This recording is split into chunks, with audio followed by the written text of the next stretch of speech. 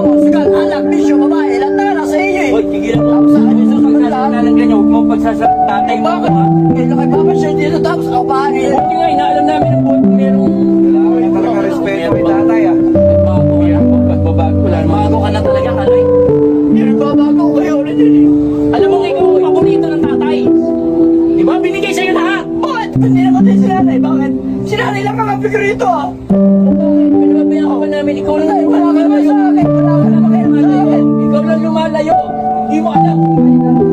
Paano hirap sa'yo hanggang ngayon? Sinisisi mo pa rin yung sarili mo na hindi mo naman dinadamdam. Binigyan ka namin ng pera, sa mo dinala. Ano mo pinagawa mo ba yun? Barong-barong lang oh. Saan mo din yung pera? Wala kayong pakialam sa pera. Walang pakilang pera ko yun. Tulong ko sa'yo eh. Wala nga ako siya nalalapalitan dito na bibili sa akin.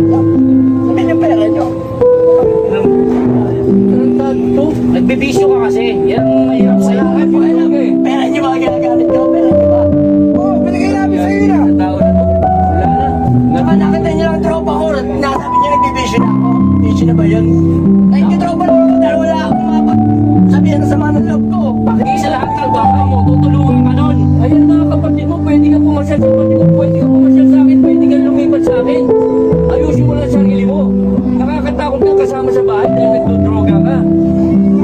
Lagi doon lasing ko. Ayun, Kasalanan niya tayo. Kasalanan niya. Pinabayaan niyo ako. Nakita yung buhay ako. Kaya mga buhay ako. Di ba? Nakita niyo. Di kotse. Di lahat namin nasa kami. Sa lupa. Sa bahay. Samantala ako natin sa bukid.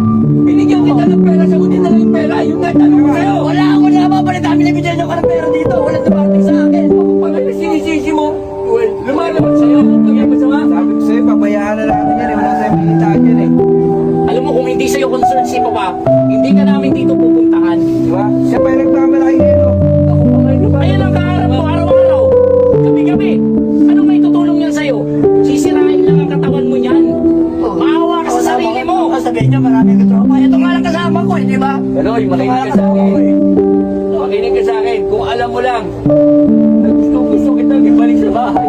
Pero andun ang takot sa Ayun, isip ko. ayun, Takot ako. Baka kung anong gawin mo sa akin, nanakawan mo ako. Kung ano ibebenta mo. Ay, hayaan na natin yan. Pabayaan mo isang malaki na yan eh. Kapatid niyo yan, hindi natin pwedeng pabayaan yan. Ito yung sa buhay namin. Sila lang ang masenso. Sila lang. Ako pinabayaan niyo. Di ba? Nagsisikap sila. Nagsikap sila, hindi sila nagbisyo.